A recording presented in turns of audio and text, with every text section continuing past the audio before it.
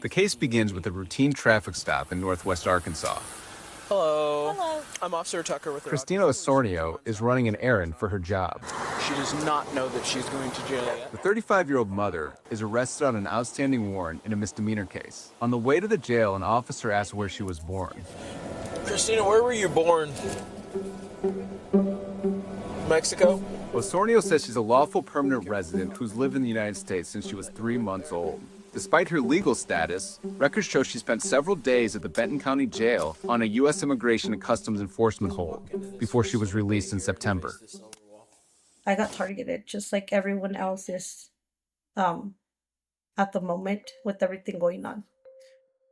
This area of Arkansas is known for being home to the headquarters of Walmart, but it's also emerging as a model for partnerships between local law enforcement officials and the federal government as part of President Trump's illegal immigration crackdown.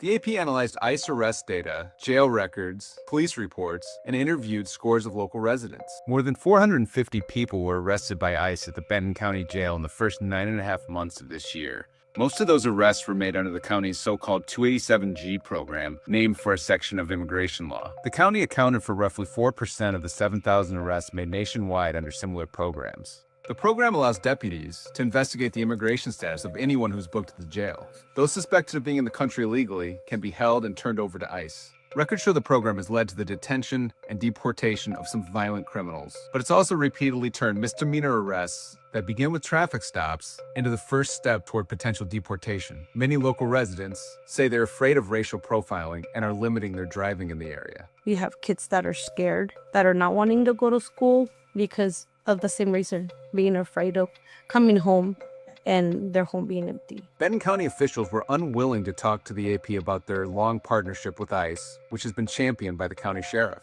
The number of cooperation agreements has jumped almost 800% since the start of Trump's second term in the White House in January to nearly 1,200 nationwide.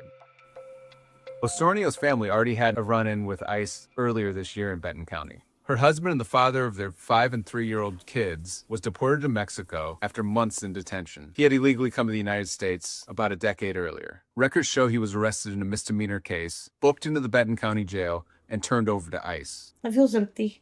It feels sad. Not just because of me, but mostly because of my kids. Because I do see them on a daily basis wanting to be with dad.